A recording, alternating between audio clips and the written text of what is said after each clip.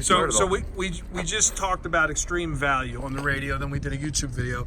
This is the second part of that series, which is you have a $20,000, I'm just rounding it up, right? It is $20,000, 19.9 pending futures ticket on the Washington Nationals. Today's October 30th, Game 7.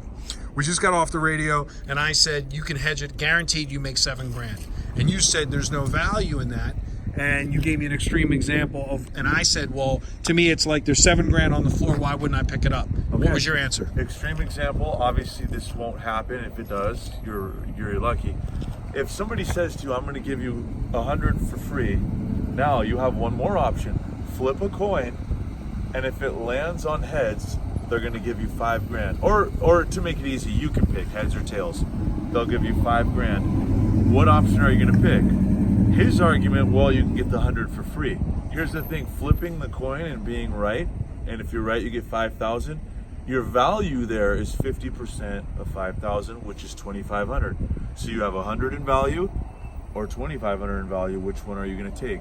You're going to take the 2,500 in value. Now, if you flip the coin and you're wrong, so be it. You made the better long run decision, which everything's long run. That's all that matters. Now, for my bet, it would be more like this: you get 100 free, or you flip the coin and you get 220, let's say.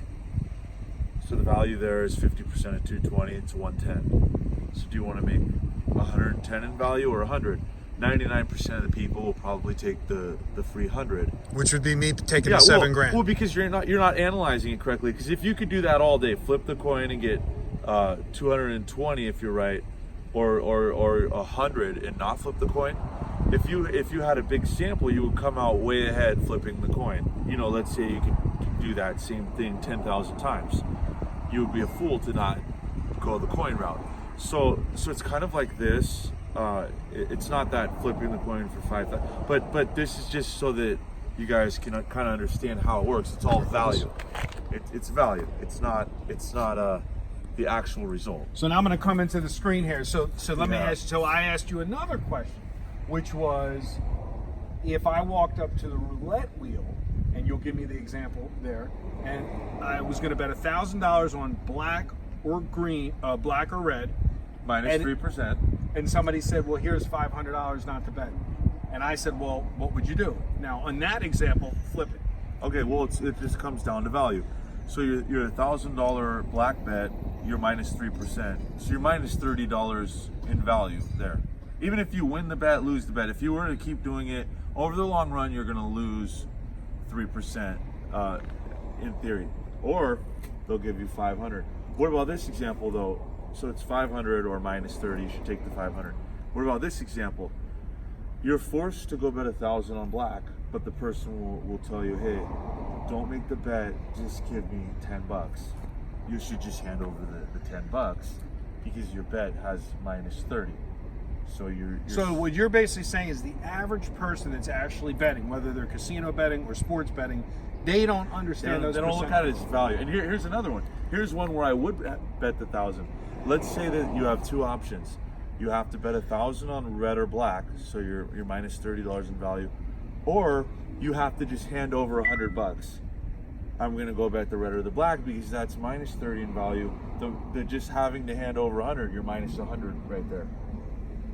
Does that make sense? Right. So it all comes down to a break-even point of the math. So when you're saying long term, and you were saying like the large sample size, even though you had, the way I looked at it, quote unquote, $7,000 free cash bet tonight on the Game 7. If you lose, you're looking at like, well, I had to flip the coin. I had to flip the coin. I don't care because I know the next one, I have a 50% chance of winning. And being a professional bettor, I have multiple, not multiple situations like this, but multiple situations where I'm getting my money in good. So yes, it's going to play itself out for me. And I feel the value actually is on the Nationals, even with the current price. So it would make no sense for me to take the Astros. But if I thought the Astros in this one game had value, then I might even put the whole free money on the Astros, where I make money if they win. I make zero if the Nationals. That's like a complete hedge. Well, no, it's literally you're putting all your value on the other team. If I thought tonight's game had value, which So now, right now, it is 12. I don't look at it as so like right free now, money. Pacific Standard Time, it's 12:15 basically. You said around 3 o'clock, which is 6 o'clock Eastern Standard Time. The game starts at 8 o'clock Eastern Standard Time. We're doing the math, right?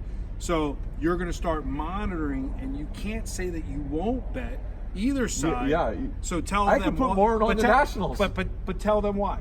Okay, Like, it's so all what about happens value at, in what this one happens game. at 3 o'clock? I'll monitor the market. I'll look for the going rate. I'll see if the line moves up or down. I'll make and then I'll key what I think the line should be.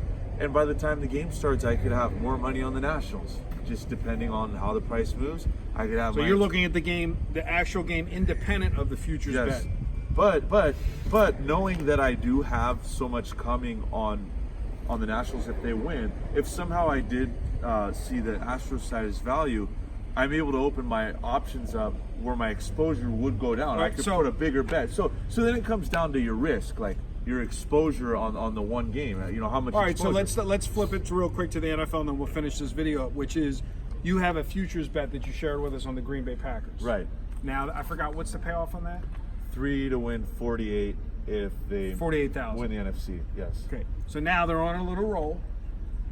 They're also one of the top teams against the spread in football, 6-1 against the spread. So now, when do you play that same game with that ticket, or because there's more of a payoff, $28,000 more? Or do you treat it the same? Well, when you according get down, to you, when you get down to the end, do you treat according to you, I should go tie up 21,000 at minus 700 to get my 3 back. I'm asking, and 'cause be on a free I'm roll. asking, right? No, same thing. It comes down to value. I could let it ride the whole way. If Green Bay's rolling, and actually, here's the thing with them: they're actually becoming very public. When I bet it, nobody really wanted. So this is kind of the opposite of the Nationals one. I could see myself if in the playoffs, assuming they make it and they continue this roll, I could see myself betting the other team for value, where I go, well, wait a minute, Seattle shouldn't be +8 here, and I could put now I actually bet the other side. But whether it's independent of the Green Bay ticket or just part of it, I know that I'm covered a little bit on Green Bay, so I'm able to open it up more. Same thing, but I could see myself on that one betting the other side multiple times. And that's just because of the way and how far and deep football goes. Well, yeah, and it's just who's the public side. Is there value on the spread? But as far as tonight, I don't think there's value on the Astros, so I'm leaving it alone. And again, for all At this point. and for everyone watching, is even if Houston wins, you're just completely It's on to the okay. next game. You hear that? So it's like when I say a real absence of emotion, I mean a real absence Yeah. of emotion. And I think that really, like On you to the said, next game. you're a professional bettor, so that's hard for most people. Well, they just look at it like, why would you not take the free money? And the books Yeah, prey on I was arguing with you on the radio. The sports books prey on this mentality. They want the guy holding the big futures ticket to come in and bet the other side. They want that. That's what they want people to do, because you're just losing money on your next bet. And in their mind, you lost money in theory on your initial bet, even though it's sitting good. Everybody's initial bet together, though, they're making a killing. On everybody's hedge, they're making a killing. They're getting that percentage return. Because usually on futures, it's actually a lot more than minus 4.5%, which is your expected loss, assuming that you're paying minus 110 for a coin flip. On those futures, I mean, geez, it's like probably as high as like 30 or 40%. You know, like they'll offer like 6-1 on something that should be like 15-1. All right, so not to deviate, and then we really will wrap this up. I always forget to ask you on the radio every week. When you on Twitter, you go on Twitter, Jimmy Vaccaro over at South Point, he'll post these crazy tickets. Like some guy walked in, and he's originally from Pittsburgh, and he says, Yeah, the Steelers, for 100K. What Yin's doing, and the Steelers for 100K to win 11,000. Okay, so what, he wins. what is your take on? Okay, so he when the wins. guy says it's free money to bet the Patriots, even though they didn't cover, they win. It's free money to bet the Steelers. It's free money to bet against Miami. And even if I have to lay 200,000 to win 20 grand, what's your take? Well, it's not free money because X% of the time the dog does win outright. So that guy was plus 11,000 He risked 100 grand to win 11. Right, but so when somebody says, well, and they were down 14-0. So now what do you like? Is he in-game live betting now? No, but the more bets you make, the more you're at a disadvantage in this situation, especially on the big money lines. So he paid what, minus 900 on that? Right. So probably long run break even, it was probably like minus 700. So he made a huge minus EV. So now the groups you run with, do they? We don't take those big favorites. They don't on the go money in line. and pound. I'm gonna lay 200,000 to win 20 No. grand on the Patriots. No, they will Because do it's it. free money. They will do it on the Super Bowl on like some of the no props. They'll do it because you have to tie up like it might be minus 500 that you're paying, but it should be like 8 or 9, minus 800, minus 900. So there's times where that happens, but to just take some 14-point favorite and take the money line and go, well, this is free money, absolutely not. Absolutely not. Because think about it, the sportsbooks are in business. They're not giving out free money. So They have do you before, think though. that guys like Vaccaro are making fun of these bettors? Yes, absolutely they are. Absolutely.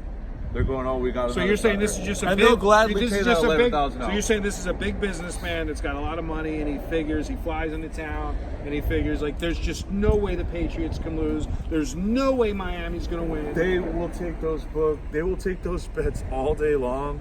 They'll even let these people go over the max. They love when people do that. And then they love, here you go, here's your 11,000. And they want to advertise, oh, he made 11,000. So people have this mentality and other people come to do it because it's not free money. And now this year, I think the double digit, there was one loss, I think. But no, I think they all have pretty much won. All the double digit. But think of the other years where you would constantly see them go down in flames. And like I said, this 1 year is a short sample. So would you have made money doing this? I think so this year, but those 20-point favorites, I mean, you had to lay like $17 to make one or whatever it was. So And college they lose. basketball is starting. The volume will continue. NBA is here. The volume will continue. Game 7, no hedge as of right now. Go Wish to me luck. VegasRingers.com, scroll down to the bottom, learn how to become an Insider Alliance member, which means you become part of his group at Insiders Alliance. Get that access passcode. That's it. Over and out. Guys, I mean, He's a man.